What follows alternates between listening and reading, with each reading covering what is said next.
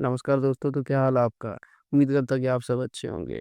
तो आपको आज के मैच के बारे में पता लग ही गया होगा कि भारत ने जहाँ पे 22 रन से ये मैच गँवा दिया है। क्योंकि देखिए, ऊपर से जब इंडिया ने कोलैप्स कर दिया था, तो भारत को काफ़ी दिक्कत का सामना करना पड़ा। हालाँकि कुछ जैसे विकेट्स थी, जैसे ऐसे लगा कि वो थ्रो ही कर दिए एकदम से।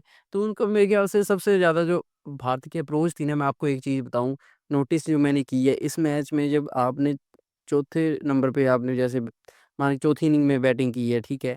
तो उसके बाद आपने को पता था कि इस कंडीशन में जाके आपको थोड़ा-सा ट्रबल होने वाला है, बट फिर भी यशस्वी जायसवाल ने जैसे अप्रोच दिखाई थी, तो उनको पता था कि जैसे आपको अगर ऊपर से खेलते आओगे तो थोड़ा-सा तो टिक के खेलना चाहिए, तो वैसे ही नीचे कोलैप्स हो गया। करुण नायर का भी मेरे को नहीं लगता कि अब अगले मैच में आ पाएँगे।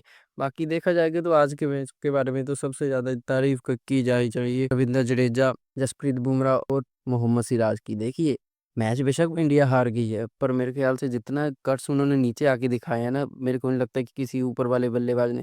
हालाँकि हाँ, मेरे को ऐसा लग रहा था कि केएल राहुल की विकेट थोड़ी-सी अनफॉर्चुनेट रहेगी, क्योंकि वहाँ से अगर देखिए मोमेंटम शिफ्ट हो गया था भारत की तरफ, क्योंकि नीतीश रेड्डी भी काफ़ी अच्छा दिखा रहे थे। बट जो कर्स मैं आपको पहले भी पिछली वीडियो में बता चुका हूँ कि भारत जब भी खेलती है, तो लंच से पहले या लंच के बाद एक आधी विकेट अपने गँवा देती है, तो बस ऐसा ही था। अब रवींद्र जडेजा ने मेरे ख़्याल से अपनी जितनी भी सबसे बढ़िया पारियों में से ये उनकी एक मानी जाएगी, क्योंकि देखिए, आप जितना भी था मैच का मज़ा तो सब ले रहे थे। भारत की जब 3 विकेटें बाकी थी या लास्ट की 2, तो आपने देखा होगा क्राउड कितना ज़्यादा चीयर कर रहा था।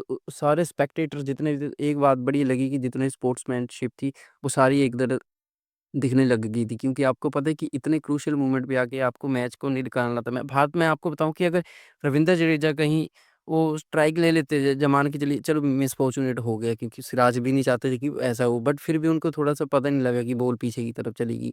एकदम से विकेट के गिर गई, बट मेरे ख्याल से उनकी कोई गलती नहीं है, बट फिर भी अप्रोच अच्छी थी।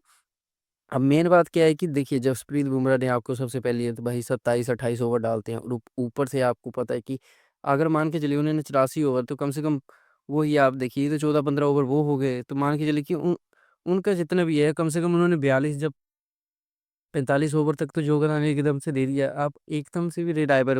और आपको मैं एक चीज़ बता दूँ कि कभी भी आप नोटिस किए, जसप्रीत बुमराह जिस भी मैच में होते हैं, ज़्यादातर इंडिया वो मैच हार जाती है, क्योंकि उनका रिकॉर्ड रहा है। क्योंकि देखिए, इस मैच में भी इंडिया ने हार का सामना किया है। चलो मैं ऐसे नहीं बोल रहा, ब्लेम नहीं कर रहा, बट एक मैं आपको फैक्ट बता रहा हूँ कि पहला मैच बुमराह खेले हारी इंडिया।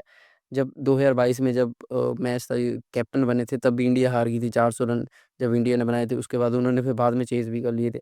तो इस मैच में भी देखिए, तो जसप्रीत बुमराह खेल रहे थे तो हार गए। पर मेरे को लगता है कि वाशिंगटन सुंदर जब आए थे, तब 2 लेफ्टी हो गए थे। उनकी जगह अगर नीतीश रेड्डी ऊपर आते और उनको बैक करते, तो थोड़ा कुछ और हो सकता था। क्योंकि देखिए, लेफ्टी बॉलर के लिए अगर आपको देखिए कि फील्ड इधर-उधर नहीं होती, तो उसके ऊपर थोड़ा-सा आपको गौर कर लेनी चाहिए थी, या कैसे ही है। बट ओवरऑल देखिए, तो ये एक अच्छा टेस्ट मैच हुआ है। बट मेरे को भारत से ये उम्मीद नहीं थी, क्योंकि देखिए 260-70 रन होते, मैं फिर भी मानता कि नीचे आप डगमगा गए, जो कोलैप्स किया भारत ने। नीचे आके तो बहुत ज़्यादा बॉलें खेली हैं, तभी मैच तीसरे सेशन तक जा पाया। अब बाकियों को भी देखिए, मेरे को लगता है कि ईश्वरन को अब मौका दे देना चाहिए टीम में। क्यों? क्योंकि भाई वो आपका हमेशा से देखिए घूमे जा रहा है, घूमे जा रहा है, उसको घुमाते जा रहे हो आप। ऑस्ट्रेलिया लेके गए थे आप, तो वहाँ पे भी घूमे। अब इसके बाद क्या है कि इनको 3 मैच बिठा दिए, 6 इनिंग्स बहुत दिए एक बंदे के लिए, अपने आप को प्रूव करने के लिए।